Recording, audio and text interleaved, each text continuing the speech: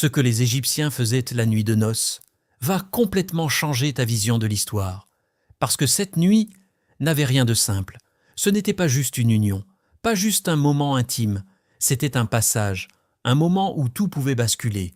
Voici ce que l'histoire officielle ne te dit pas. Dans l'Égypte antique, cette nuit était entourée de règles, de rituels et surtout de croyances totalement troublantes. Chaque geste comptait, chaque silence avait un sens, et le moindre détail pouvait être interprété comme un signe, un bon présage ou un avertissement. Tu te rends compte ?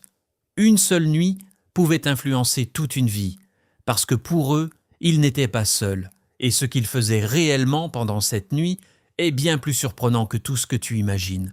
La porte se referme, un son discret, mais définitif. À partir de cet instant, il n'y a plus de retour en arrière. Elle ne reviendra plus ici comme avant. Elle ne sera plus jamais la même. Dans l'Égypte antique, franchir un seuil n'était jamais anodin.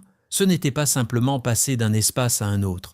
C'était traverser une frontière invisible entre deux états d'existence. Tu te demandes peut-être pourquoi un geste aussi simple pouvait avoir autant d'importance. Parce que les Égyptiens voyaient le monde comme une succession de transformations. Naître, c'était entrer dans le monde des vivants. Mourir, c'était le quitter. Se marier, c'était changer d'identité tout en restant en vie. Et c'est précisément ce qui rend ce moment si fragile. Chaque transformation crée une instabilité, une brèche, une ouverture. Et cette nuit se situe exactement là, entre ce qu'elle était et ce qu'elle devient. Elle avance lentement. Le sol est frais sous ses pieds. Chaque pas semble plus lourd que le précédent. Pas à cause de la fatigue, mais à cause du poids invisible de ce moment. Parce que dans cette culture, personne n'est jamais vraiment seul. Même dans l'intimité, les ancêtres observent, les dieux observent. Et peut-être autre chose. Voici ce que l'histoire officielle ne te dit pas. Pour les Égyptiens, l'invisible n'était pas une croyance abstraite, c'était une réalité, une dimension du monde qui coexistait avec la leur. Et certains moments rendèrent cette dimension plus proche. Le mariage en faisait partie. Parce que c'est un moment de transition, un moment où l'identité se transforme, un moment où l'être devient vulnérable. Bien avant que cette nuit ne commence, tout a été préparé. Chaque détail, chaque geste, le corps a été purifié, nettoyé, parfumé, mais pas pour séduire, pas seulement, pour transformer. Des huiles précieuses sont appliquées sur la peau, lentement, avec précision. Le parfum du lotus domine. Ce n'est pas un hasard. Or, le lotus est une fleur de renaissance. Chaque matin, il s'ouvre avec le soleil. Chaque nuit, il se referme. Il meurt et renaît sans cesse. Appliquer cette huile, c'est imiter ce cycle. C'est envoyer un message. Je suis prête à renaître. Tu te rends compte ? Le corps devient un langage, un message destiné au monde invisible. Pour les Égyptiens, le corps n'était pas séparé de l'âme. Il était un pont, un outil, un espace de communication. Chaque sensation comptait, chaque odeur, chaque contact. Même la chaleur de la peau pouvait avoir une signification. C'est comme un système, comme une interface. Mais au lieu d'interagir avec une machine, ils interagissaient avec le monde spirituel. Elle ferme les yeux, respire lentement, le parfum du lotus l'enveloppe. Et dans ce moment, elle commence déjà à changer. La pièce semble calme, mais elle ne l'est pas. Autour du lit, des objets ont été placés, discrètement, presque cachés, des amulettes, des figurines, des symboles gravés. Ils ne sont pas là pour décorer, ils sont là pour protéger, parce que cette nuit attire quelque chose. Pas seulement l'attention des dieux, mais aussi celle des forces invisibles. Les Égyptiens croyaient que certains moments ouvraient bientôt des passages, des failles entre les mondes. Et ces failles pouvaient être empruntées par des entités, par des influences, par des forces imprévisibles. Alors ils anticipaient, ils se protégeaient. Chaque objet avait une fonction, repousser, équilibrer, stabiliser. C'est comme installer une protection invisible autour d'un moment fragile, parce que ne pas se protéger était un risque. Tout cela est lié à un principe fondamental, la mat, l'équilibre du monde. La mat, c'est l'ordre universel, ce qui fait que le soleil se lève chaque jour, que le Nil suit son cycle, que la vie continue. Sans la ma, tout s'effondre. Et chaque action humaine peut influencer cet équilibre. Oui, même une nuit de noces. Tu te rends compte, ce moment intime devient un acte cosmique, un acte qui participe à l'ordre du monde. C'est une responsabilité invisible. Si tout se passe bien, l'équilibre est renforcé. Mais si quelque chose se dérègle, le chaos peut s'infiltrer, le silence devient plus lourd, la flamme tremble.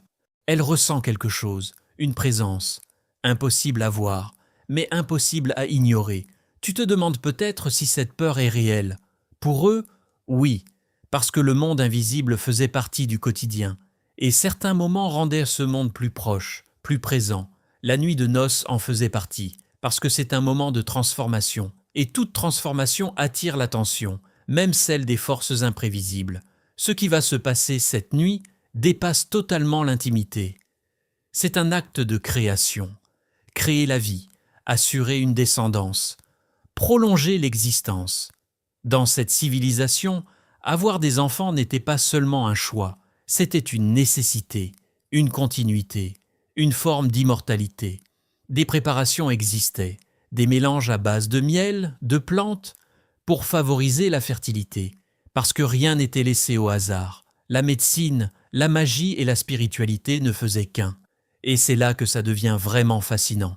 Cette nuit n'est pas unique. Elle est une répétition, un écho d'un mythe ancien. Une déesse redonne vie à son époux. Elle reconstruit ce qui a été détruit. Elle permet à la vie de continuer. Le couple humain rejoue cette scène, sans forcément en être conscient, mais avec tout son poids symbolique. Ce n'est plus seulement une nuit, c'est une histoire qui se répète, encore et encore. Tu te poses forcément la question, y avait-il de l'amour? Oui, les Égyptiens connaissaient l'amour. Des poèmes parlent de désir, de manque, d'attachement. Mais il y avait aussi le devoir de transmettre, le devoir de maintenir l'équilibre. Et souvent, les deux se mélangeaient. On t'a peut-être fait croire que les femmes n'avaient aucun pouvoir. Mais en Égypte antique, elles pouvaient posséder des biens, signer des contrats, divorcer. Cela change tout. Cette nuit n'était pas forcément une soumission, mais une transition, un équilibre à trouver, avec des attentes, des responsabilités, une pression invisible. Dans cette culture, le hasard n'existe pas. Chaque détail compte, chaque geste, chaque regard, chaque silence. Tout peut être interprété comme un signe, un message. Si quelque chose semble harmonieux, c'est un bon présage. Sinon, un avertissement. Et ces signes pouvaient influencer l'avenir. Dans les familles royales, tout devient encore plus intense. Le mariage devient politique, un outil de pouvoir. Certains pharaons épousaient leurs propres sœurs pour préserver une lignée divine. Et cette nuit devenait stratégique. Un héritier pouvait stabiliser un royaume ou provoquer des conflits. Voici ce que peu de gens réalisent. Cette nuit pouvait être un test, un moment où les dieux observent. Si tout se passe bien, c'est une bénédiction. Sinon, un message. Et ce message pouvait changer des décisions, créer du doute, influencer un destin. Mais malgré tout cela, il reste une vérité simple. Deux êtres humains, dans une pièce, avec leurs émotions, leur respiration, leur cœur qui bat, des lettres anciennes montrent de l'amour, du désir, de l'attachement.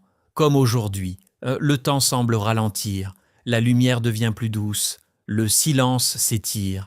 Et puis, un moment, invisible, mais réel, le point de bascule. Avant, il y avait deux vies, maintenant, il n'y en a plus qu'une. Tout ce qui va suivre dépend de cet instant. Cette nuit n'est pas une fin, c'est un début, un passage, un seuil entre deux mondes, entre ce que l'on était et ce que l'on devient. Et maintenant, pose-toi cette question. Si chaque geste, chaque regard, chaque instant pouvait influencer ton destin, comment vivrais-tu cette nuit? Dis-moi en commentaire ce que tu en penses.